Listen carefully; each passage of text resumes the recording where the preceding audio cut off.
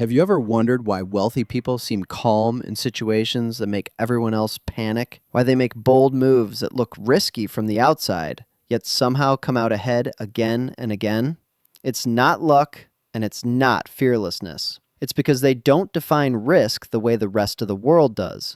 While most people try to avoid anything uncertain, wealthy people have learned to recognize which risks actually matter and which safe choices are slowly sabotaging their lives.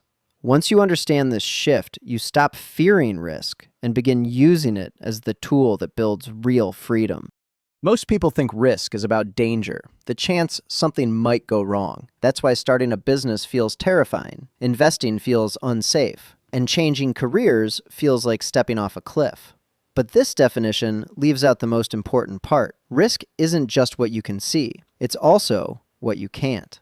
Wealthy people understand that the biggest dangers in life are often invisible, slow-moving, and easy to ignore. Inflation, stagnation, dependence on one paycheck, lack of growth. Those are real risks, but they don't trigger fear.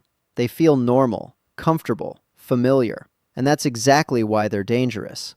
We're wired to fear lions and heights, instant threats, but we're not wired to fear what drains us quietly over years. Wealthy people flip that instinct. They look past the immediate fear and ask a different question. What outcome leaves me trapped later? With that lens, doing nothing becomes riskier than trying. Staying in the same job for decades becomes riskier than pivoting. Keeping money in cash becomes riskier than investing. Once you redefine risk this way, your decisions change. Suddenly, the safe path doesn't look safe anymore, and the risky path becomes the most logical move.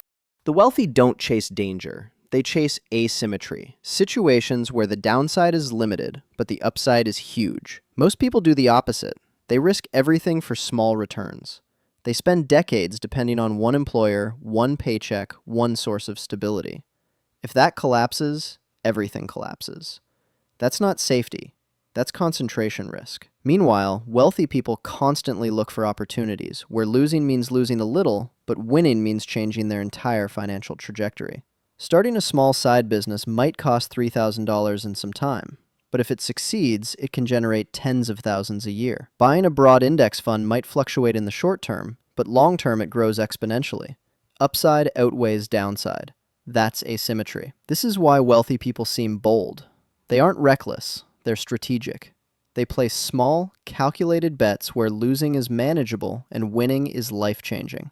And they place many of these bets over time. They don't need all of them to succeed. They just need one or two. Meanwhile, most people avoid these opportunities entirely because they're focused on what might go wrong, not what might go right. People often assume having a job is safer than running a business. But wealthy people see the hidden risk most others miss. When you depend on one employer, you've given total control of your income to somebody else. Your financial future depends on decisions made in rooms you'll never step into. One restructure, one downturn, one replacement hire, and everything changes. Wealthy people don't like that kind of vulnerability. They value control more than comfort. That's why they diversify incomes, invest in assets, and build skills that can generate value in multiple ways. They're not avoiding work. They're avoiding dependence. A business isn't less risky because it guarantees success. It's less risky because you control the levers. You can pivot, adapt, innovate, and respond. Uncertainty with control is safer than stability without it. This is why wealthy people build multiple streams of income, even when they already have money. It's not greed. It's protection. It's insurance.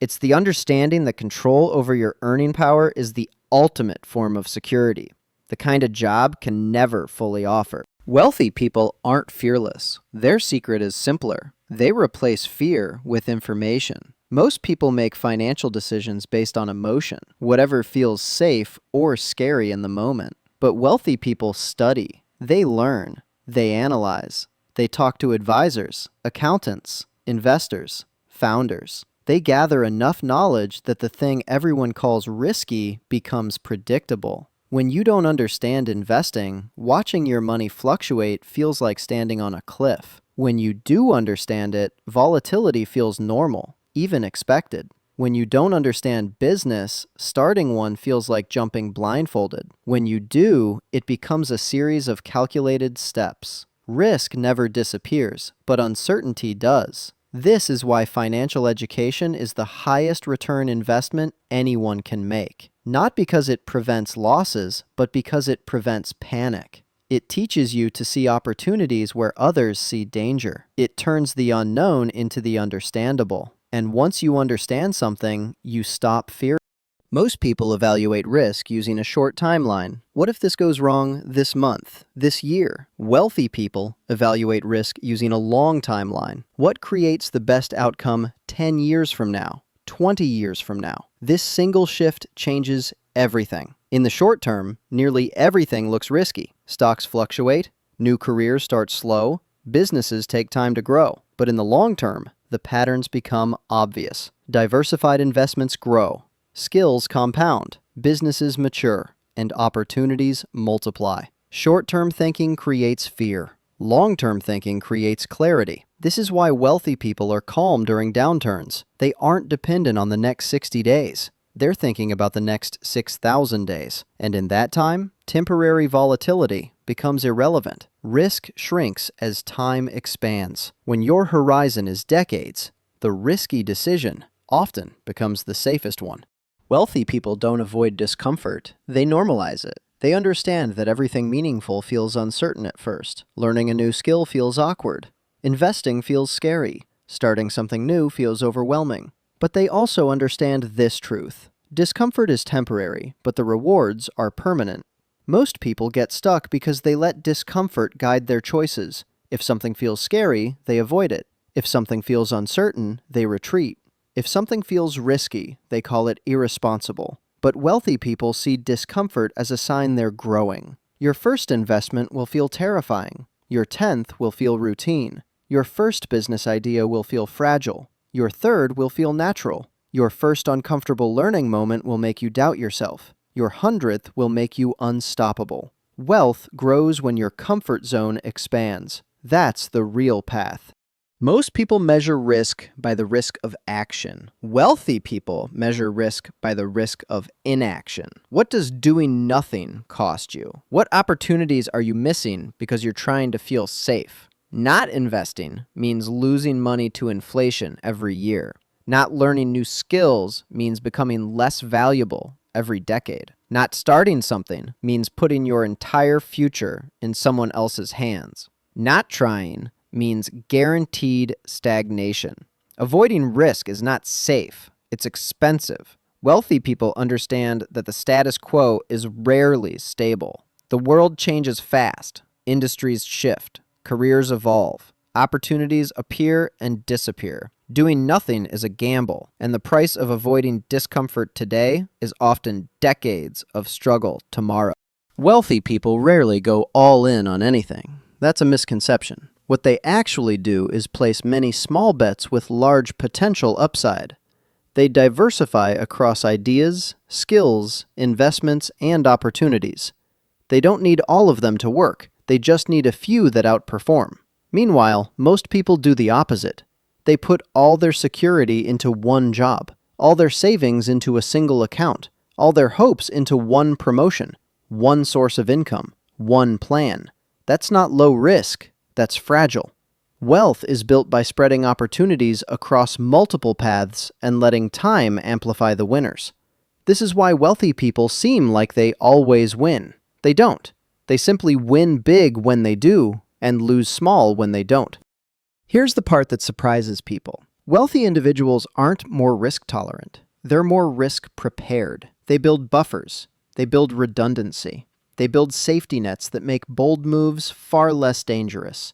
Emergency funds, diversified investments, multiple income streams, insurance, skills that can generate money anywhere, flexible lifestyles, networks that open doors, systems that protect them even when something goes wrong.